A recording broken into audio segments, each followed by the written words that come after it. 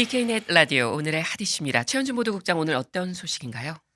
연방 상하원이 지난 9월 30일 정부 임시 지출안을 통과시키면서 연방정부 부분 폐쇄 사태, 셧다운을 가까스로 막았습니다.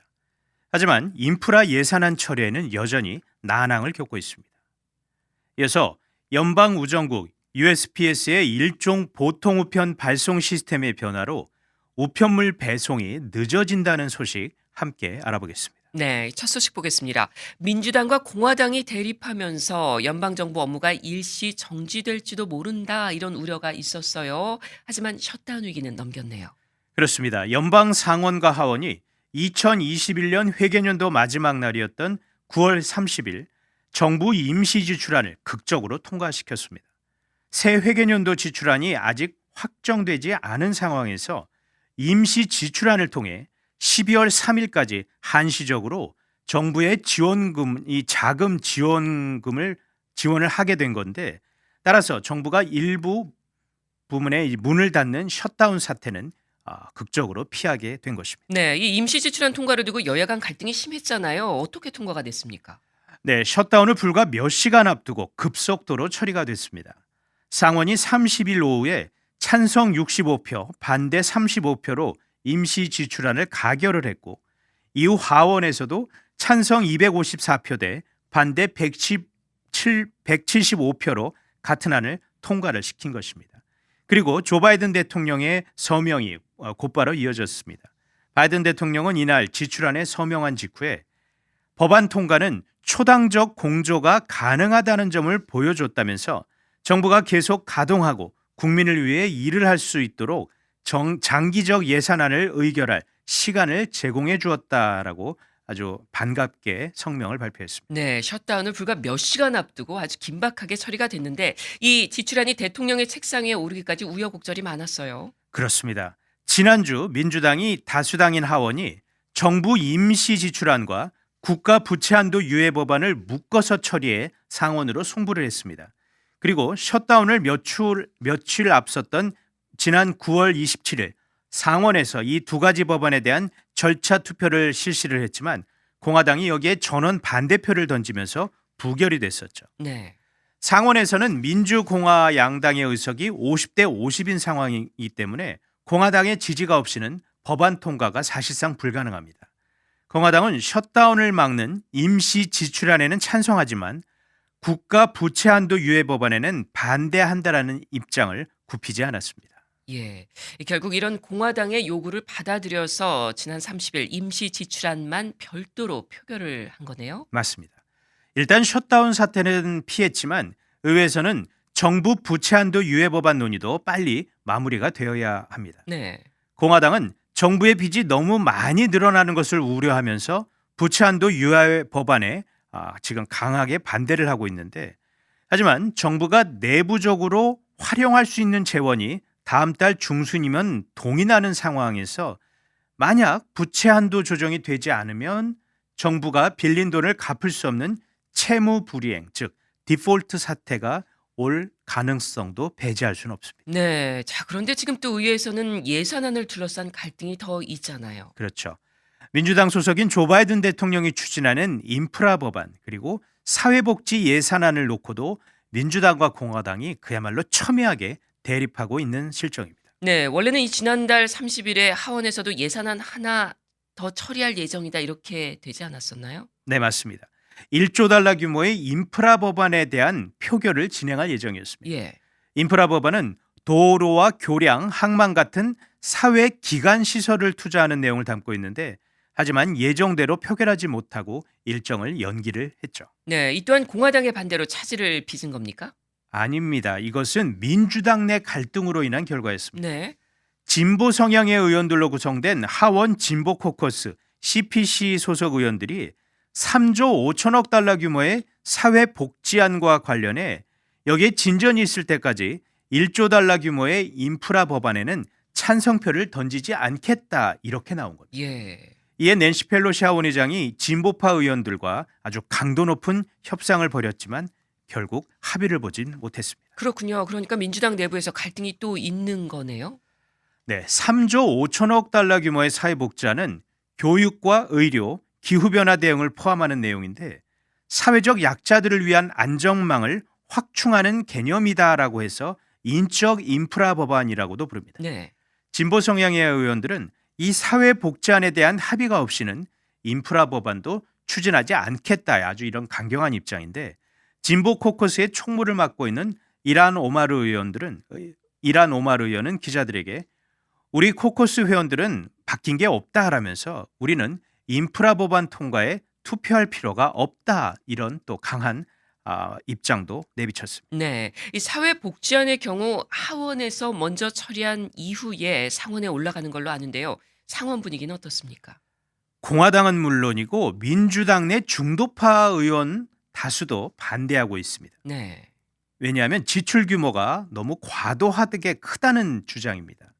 특히나 상원의 경우 여야 의석수가 동석인 상황에서 일부 민주당 의원들이 반대에 나설 경우 법안 통과 사실상 거의 불가능합니다. 그렇다면 대안이 있어야겠네요. 그렇습니다. 민주당 내 대표적인 중도파 의원 중 한 명인 조 맨친 의원이 지난 9월 30일 기존의 사회복지안 규모를 절반 이상 줄인 1조 5천억 달러 규모의 사회복지안을 제안했습니다. 네. 그리고 또 다른 중도 성향 의원인 커스틴 시네마 의원이 이날 맨친 의원과 만나서 예산 규모와 방향 등에 대해서 진지하게 대화를 나눴습니다. 하지만 시네마 의원이 이날 맨친 의원이 내놓은 복지안에 대한 지지 여부는 이날은 밝히지는 않았습니다. 네. 자, 하원에서 표결이 연기된 인프라 법안은 언제 논의가 재개될까요? 젠 사키 백악관 대변인은 이 표결이 연기된 이후 이번 주 많은 진전이 이루어졌고 그 어느 때보다 합의에 가까워졌다라면서 하지만 아직 도달하지는 못했기 때문에 이를 마무리할 시간이 조금은 더 필요하다 이렇게 밝혔는데 예. 1일 아침 가장 먼저 할 일이 인프라 법안 논의가 될 것이다라고 설명했습니다. 예. 실제로 의회에서 지난 1일 금요일이었죠. 인프라 법안 논의가 재개가 됐습니다. 네. 민주당 소속 이 낸시 펠로시 하원의장은 민주당 이 소속 의원들에게 서한을 보냈는데 지난 8월 상원에서 통과한 1조 달러 규모의 인프라 예산안은 10월 31일까지는 처리하겠다 이렇게 밝혔습니다. 네, 알겠습니다. 잘 들었고요. 한 가지 소식 더 보겠습니다. 이 연방우정국 USPS죠. USPS에서 배달하는 일종 보통 우편, 보통 우리가 퍼스트 클래스 메일이라고 부르는데 이 배달이 앞으로 좀 늦어지게 된다고요? 그렇습니다. 연방우정국은 10월 1일부터 보통 우편과 정기 간행물 배송에 대해 새로운 서비스 기준이 적용된다라고 지난주에 밝혔습니다. 네, 구체적으로 어떤 변화가 있는 겁니까? 기존 배송 서비스보다 최대 이틀까지 늦어질 수 있다라는 게 요지입니다. 네. 지금까지 우정국을 통해 이 퍼스트 클래스 메일 보통 우편을 발송을 하면은 보통 1일에서 3일 이내에 받아볼 수 있게 되었었는데 이 바뀐 기준에 따르면은 이것이 1일에서 5일까지로 최대 이틀이 더 걸리게 된다는 것입니다. 그럼 지난 1일부터 보낸 이 모든 보통 우편에 이 기준이 적용되는 겁니까? 그렇지는 않습니다. 우정국은 기존 보통 우편의 61% 그리고 정기 간행물의 93%는 새로운 기준에 적용되지 않는다라는 설명을 했습니다. 네. 이에 영향을 받는 보통 우편은 약 40% 정도라고 보시면 됩니다. 자, 1일에서 3일이던 기준이 1일에서 5일로 늘었다고 하는데 이 소요기간 기준은 어떻게 되는 겁니까? 네, 연방우정국이 발표한 자료에 따르면 배달 일자를 2일부터 5일까지로 나눴는데 배달 거리에 따라 이것이 달라집니다. 네. 약 136마일, 220km 이내의 지역에 배달할 때는 이틀이 걸리는 거고 약 1860마일, 그러니까 3000km 이상일 경우에는 배달에 5일 정도가 소요될 예정이라고 합니다. 네. 자, USPS 이 우정국에서 이렇게 새로운 기준을 적용하는 이유가 뭔가요?